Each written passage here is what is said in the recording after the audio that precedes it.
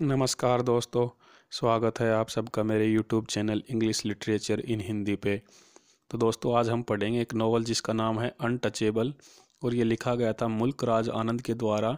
ये उनका पहला नॉवल है और ये पब्लिश हुआ था 1935 में। तो दोस्तों इस नॉवल में उन्होंने एक जो स्वीपर है, जो लोअर कास्ट का बंदा है जिसका नाम होता है बाखा, उसकी जो एक दिन की घटना बताई है। मीन्स एक दिन में उसे कितने टॉर्चर सहन करने पड़ते हैं because of his low caste. वो एक साफ़ सफाई करने वाला बंदा था और लो कास्ट का बंदा था। तो जो हिंदू धर्म में जो जाति प्रथा है उसकी वजह से उसे कितना अपमान सहना पड़ता है, ये इस नॉवल में दिखाया गया है। तो पहले मैं जो आपको इसके मेन कैरेक्टर्स बता देता हूँ इस नॉवल के, और उसके बाद इसकी समरी बताऊँगा। तो दोस्तों आप जो अपनी स्क्रीन है उस पर जो कैरेक्टर्स को देखते रहिएगा, और जैसे जैसे ये समरी आगे बढ़ती जाएगी तो आप उस कैरेक्टर्स उसमें से देख के इजीली आपको याद हो जाएगा अगर आप उसमें से कैरेक्टर्स देखते रहेंगे स्क्रीन पे। तो ये जो कैरेक्टर्स हैं ये सीक्वेंस वाइज आते रहेंगे और आप इन्हें देखते रहिएगा। इन शॉर्ट मैं आपको एक बार ये जो मेन कैरेक्टर्स हैं इनका नाम बता देता हूँ। जैसा कि जो एक तो ये हो गया बाखा, जो ये इस नॉवल का प्रोटागोनिस्ट है, और ये 18 साल का एक बंदा है। ये झाड़ू से साफ सफाई का काम करता है, बाथरूम और लेटरिन साफ करता है। दूसरा है जो मेन कैरेक्टर वो है लाखा, ये बाखा का पिता है और ये जो स्वीपर्स हैं उनका जमादार है। तीसरा है राखा, ये बाखा का छोटा भाई है। उसकी नेक्स्ट है सोहिनी, ये बाखा की सिस्टर है। उसके बाद नेक्स्ट कैरेक्टर है हवलदार चरत सिंह, ये एक फेमस हॉकी प्लेयर है और ये एक हवलदार है वहाँ पर आर्मी में जो बैरक्स में रहता है। उसके बाद दो कैरेक्टर्स हैं, एक का नाम है छोटा और दूसरे का नाम है रामचरण। ये दोनों बाखा के दोस्त हैं। हालांकि ये भी लोअर कास्ट के हैं, लेकिन जो ये इनकी जो कास्ट है वो बाखा से थोड़ी ऊपर है। एक की कास्ट है जो चमड़े का काम करते हैं जिसे चमार कहते हैं, और दूसरी की है जो धोबी जिसे हम वाशरमैन कहते हैं। नेक्स्ट कैरेक्टर है गुलाबो, ये रामचरण की माँ है। नेक्स्ट कैरेक्टर है पंडित कालीनाथ, ये जो वहाँ पर जो मंदिर था, जो जहाँ की ये घटना है, ये घटना बुला शाह नाम की एक जगह की है, तो वहाँ का ये प्रीस्ट था उस टेम्पल में। उसके बाद दो मेन कैरेक्टर्स हैं, एक तो कर्नल हचिनसन और उसकी वाइफ मैरी हचिनसन। ये वहाँ पर जो ये कर्नल हचिनसन है ये जो लोकल सेल्वेशन आर्मी थी उसका चीफ था, और ये मैरी उसकी वाइफ थी। और लास्ट दो जो मेजर कैरेक्टर्स हैं वो हैं इकबाल नाथ, ये एक पोएट है, और दूसरा है RN बशीर, ये एक वकील है। तो स्टार्ट करते हैं दोस्तों इस नॉवल की समरी की। होता क्या है कि जब ये नॉवल स्टार्ट होता है तो ये दिन की शुरुआत होती है, सुबह का टाइम है, और जो बाखा है वो सो रहा है। तो उसका पिता जो लाखा है वो एक बहुत ही एब्यूजिव मैन है। वो गाली दे के बात करता है बाखा का। वो कहता है कि ओ सुअर के बच्चे उठ जा, तुझे काम पर जाना है। तो जो बाखा था वो गहरी नींद में सोया हुआ था, तो वो उठता नहीं है। तो उसके बाद एक हवलदार चरत सिंह है जो मेजर कैरेक्टर हैं इस नॉवल में, वो आते हैं और वो आके कहते हैं कि वो भी थोड़ा गुस्से में थे। वो कहते हैं कि बाखा उठ जा, अभी तक तू काम पर नहीं आया, तुझ वहाँ पर बैरक में चल और एक तुझे लेटरिन साफ़ करनी है। तो हवलदार की बात सुनकर बाखा बिल्कुल उसकी नींद खुल गई और वो उसके साथ चला जाता है लेटरिन साफ़ करने के लिए। जो ये हवलदार चरत सिंह है, वैसे तो ये गुस्से में आया था, लेकिन ये ज़्यादा बुरा आदमी नहीं था। ये कभी कभी गुस्सा दिखाता था, इसकी पर्सनैलिटी चेंज होती रहती थी। जब ये बाखा को वहाँ पर लेके गया तो पहले वो गुस्से में था, लेकिन बाद में वो शांत हो गया और बाखा को कहता है कि तू दिन में बाद में आना, मैं तुझे कुछ गिफ्ट दूंगा, तुझे कुछ काम की चीज़ दूंगा। तो जब वो जो साफ़ सफाई का काम करने के बाद घर पर वापस आता है अपना जो सुबह का काम ख़त्म करके, तो उसे बहुत प्यास लगी रहती है बाखा को। तो वो घर पे आके कहता है कि मुझे पानी पीना है। तो वह देखता है कि घर में पानी ख़त्म हो रखा है। तो वो अपनी बहन सोहिनी को कहता है कि जाओ तुम कुएं से कुछ पानी लेकर आ जाओ। तो सोहिनी वहाँ पर पानी लेने के लिए चली जाती है। तो वो वहाँ पर जाकर पानी लेने के लिए वेट करने लगती है। कुएं पर और भी बहुत औरतें थी। जैसा कि इस नॉवल का टाइटल है अनटचेबल, तो जो ये बाखा और ये उसकी बहन, ये उसकी फैमिली, ये सब अनटचेबल थे। मतलब अगर इन्हें कोई छू देता था तो वो इन पे गुस्सा हो जाता था, और इन्हें कुएं पर पानी भरने की परमिशन नहीं थी। मतलब कि कुएं की जो बाल्टी है और कुएं पर चढ़ना इनके लिए मना था। तो वो वहाँ वेट करने लग जाती है कि कोई उसे पानी भर के देगा। तो वहाँ पर जो एक कैरेक्टर है गुलाबो, जो कि रामचरण की माँ है, रामचरण जो कि बाखा का दोस्त था, वो भी वहाँ पर थी। तो वो एक बहुत ही ईर्ष्यालु औरत थी। वो सोहिनी पे गुस्सा हो जाती है और उससे लड़ाई करने लग जाती है। तो एक जो दूसरी लेडीज थी जिसका नाम था वजीरो, वो आकर बीच बचाव करती है। उसके बाद वहाँ पर पंडित कालीनाथ आ जाते हैं, जो कि वहाँ के मंदिर के एक प्रीस्ट थे। उनकी नीयत बहुत ही खराब थी। तो वो सोहिनी को वहाँ पर कुछ पानी दिलवा देते हैं और कहते हैं कि जाओ तुम पानी रख के आज घर चली जाओ, और उसके बाद दिन में आ जाना, तुम्हें मंदिर की साफ सफाई करनी है। तो जैसा कि उस कालीनाथ ने सोहिनी को पानी दिलवा दिया, तो वो एहसान मानकर हाँ भर देती है कि वह मंदिर की सफाई करने के लिए दिन में बाद में आ जाएगी। उसके बाद वो पानी लेके घर चली जाती है। तो घर जाने के बाद वह देखती है कि जो उसका पिता है लाखा, वो मतलब कि बीमारी का ऐसे ही फेक बहाना करने लग जाता है ताकि उसे काम पर ना जाना पड़े। वो एक बहुत ही लेजी आदमी था, तो वो सोच रहा था कि अब वह अपनी जगह बाखा को भेज देगा, अपने बेटे को, जो मेन प्रोटागोनिस्ट है इस नॉवल का। हालांकि बाखा समझता था कि उसका पिता ये सब बहाने कर रहा है, लेकिन फिर भी वो एक आज्ञाकारी बेटे की तरह मतलब कि पानी पीकर वहां से काम करने के लिए चला जाता है। उसका पिता कहता है कि उसे जो टाउन का चौराहा है और जो मंदिर है उसका ये जो यार्ड है उस साफ सफाई करनी है। तो वो वहाँ पर चला जाता है। वहाँ पर जाकर वो कुछ सिगरेट खरीदता है और कुछ जो कैंडीज़ होती हैं वो खरीदता है।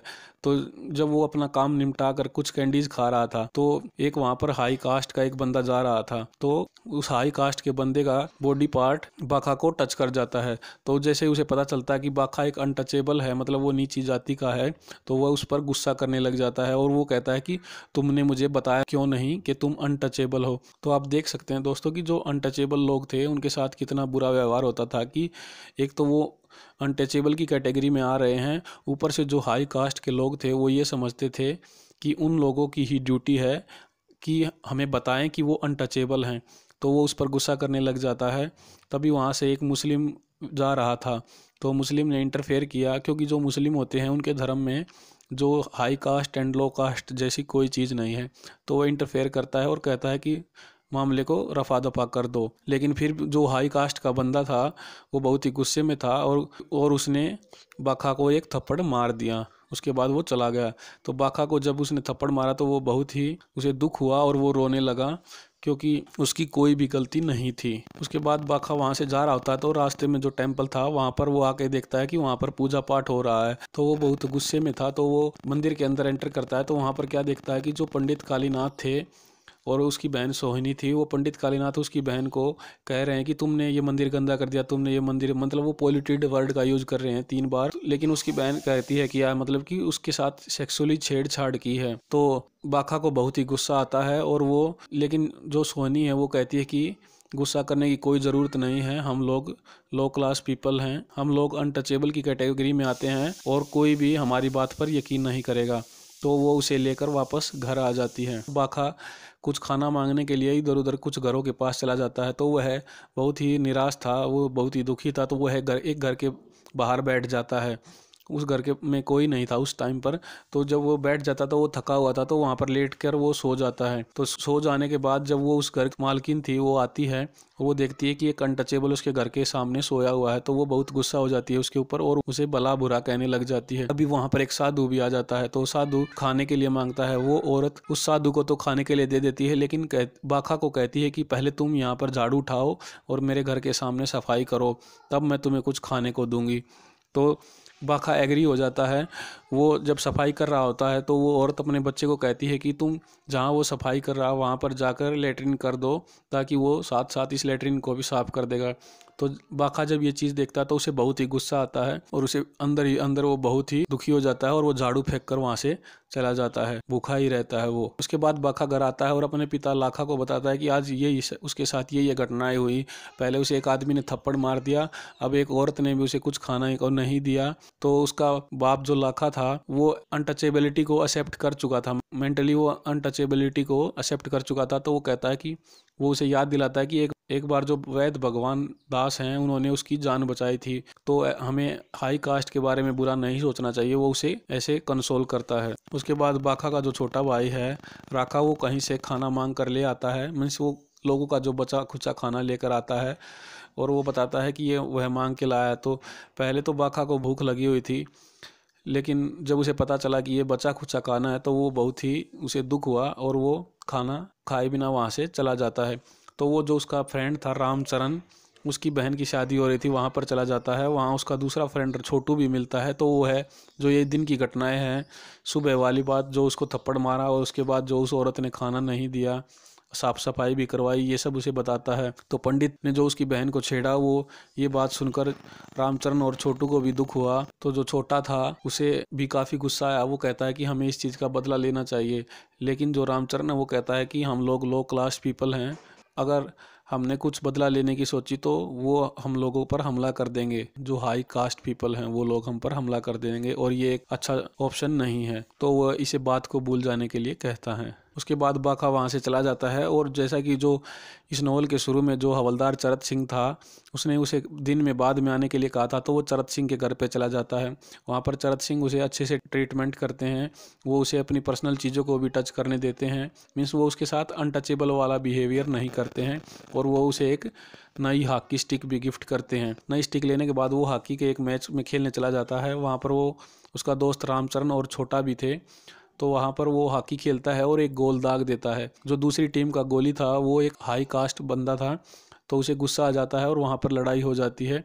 तो एक जो प्लेयर था उसके छोटे भाई को चोट लग जाती है। उस जिस बंदे को चोट लगी थी उसको लेके उसके घर पे जाता है, क्योंकि वो एक हाई कास्ट बंदा था। तो उस बंदे की माँ बाका पे ही गुस्सा हो जाती है और उसे कहती है कि तुमने मेरे बेटे को पोल्यूट कर दिया। तो बाका सोचता है कि देखो मैंने इस बंदे की जान बचाई, इसको चोट लगी है, और ये लोग कैसे हैं, कैसी इनकी मेंटलिटी है हाई कास्ट के बंदों की कि वो मुझे कह रहे हैं कि मैंने इसको पोल्यूट कर दिया। उसके बाद वो फिर से बहुत दुखी हो जाता है। तो आप देख सकते हैं कि अभी तक ये एक आधा दिन हुआ है और आधे दिन के अंदर उसके साथ 3 बार बहुत बुरी तरह से ट्रीटमेंट हो चुका है। एक तो उस बंदे ने उसको थप्पड़ मारा, दूसरा उसको उस औरत ने खाना नहीं दिया और सफाई करवाई, और तीसरा कि जब उसने किसी की जान बचाई तो भी उसे बुरा भला सुनने को मिला। उसके बाद वो दुखी होकर वहाँ से चला जाता है और एक पेड़ के पास जाके बैठ जाता है। तो वहाँ पर जो कर्नल हचिंसन हैं वो आते हैं और वो एक क्रिश्चियन थे, तो वो कहते हैं कि वो उसे क्रिश्चियनिटी अपनाने का एक ऑप्शन देते हैं। वो कहते हैं कि क्रिश्चियनिटी में कोई हाई कास्ट और लो कास्ट नहीं होती, और वो उसे एक चर्च में लेके जाते हैं। वो उसे थोड़ा अच्छा ट्रीटमेंट करते हैं। तो जब चर्च में जो कर्नल हचिंसन थी उनकी वाइफ थी जो मैरी हचिंसन, वो इंडियंस को देख के बहुत चिढ़ती थी और वो उन्हें ब्लैकी कहती थी। तो वो गुस्सा हो जाती, वो कहती कि तुम एक ब्लैकी को लेकर फिर आ गए। ये इल ट्रीटमेंट देखकर बाका को फिर से दुख हुआ और वो वहाँ से फिर भाग जाता है। वहाँ से ऐसे ही मतलब इधर उधर घूम रहा था, तो वो एक ट्रेन के स्टेशन के पास पहुँच जाता है। वहाँ पर वो लोगों से सुनता है कि आज यहाँ पर बुलाशाह में महात्मा गांधी आ रहे हैं और वो जो ये अनटचेबिलिटी है इसके खिलाफ भाषण देंगे, और वो अनटचेबिलिटी है इसको ख़त्म करने के पक्ष में हैं। तो वहाँ पर महात्मा गांधी आ जाते हैं और जो बाका था वो महात्मा गांधी का भाषण सुनता है। महात्मा गांधी जोर देते हैं कि ये अनटचेबिलिटी है, ये हिंदू धर्म पर एक काला धब्बा है और हमें इसे ख़त्म करना होगा। और वो सभी लोगों से आह्वान करते हैं कि इस अनटचेबिलिटी को ख़त्म कर दो और जो लो कास्ट के लोग हैं उन्हें भी अपना लो, उनके साथ बुरा व्यवहार मत करो, वो सबसे अपील करते हैं। तो उसके बाद महात्मा गांधी के जाने के बाद जो बाका था वो ये सुनकर बहुत खुश हुआ। उसे वहाँ पर भाषण में ये भी पता चला कि वहाँ अब अंग्रेज लोग हैं, जो गोरे लोग हैं, वो एक ऐसी मशीन बना रहे हैं जिससे लोगों को, जो लो कास्ट बंदे हैं, उनको मैनुअली लेटरिंग साफ़ नहीं करनी होगी। ये कोई फ्लश सिस्टम होगा और इससे जो लेटरिंग है वो खुद ब खुद साफ़ हो जाया करेगी। तो ये सुनकर उसके मन में बहुत अच्छा उसे फील होता है। उसके बाद जो 2 कैरेक्टर्स हैं, एक इकबाल नाथ जो पोएट हैं, वो गांधी की बातों को सही ठहराते हैं और कहते हैं कि हाँ, महात्मा जी ने जो कहा वो एक अच्छी बात है, सभी लोगों को बराबरी का ट्रीटमेंट मिलना चाहिए, कोई भी अनटचेबल नहीं रहना चाहिए। लेकिन जो एक लॉयर थे जिसका नाम था आर.एन. बशीर, वो गांधी की बातों से सहमत नहीं थे और वो कह रहे थे कि अनटचेबिलिटी को ख़त्म करना बहुत ही मुश्किल है। तो इस तरह से जो नोवेल है उसका एंडिंग हो जाती है। हालांकि जो इसके राइटर हैं उन्होंने लास्ट में कोई अनटचेबिलिटी का मतलब वायबल सॉल्यूशन नहीं दिया कि अनटचेबिलिटी ख़त्म हुई या क्या हुआ, लेकिन उन्होंने यहाँ पर जो अनटचेबिलिटी है उसके ऊपर काफ़ी बुरा प्रहार किया है इस नॉवल के थ्रू। और जो ये एक दिन की घटनाएं थी उस जो बाका की, उनके थ्रू उसने अनटचेबिलिटी पर काफ़ी बुरा प्रहार किया है। तो दोस्तों ये थी इस नॉवल की समरी। अगर आपको अच्छी लगी हो तो लाइक कर देना। ओके दोस्तों, बाय।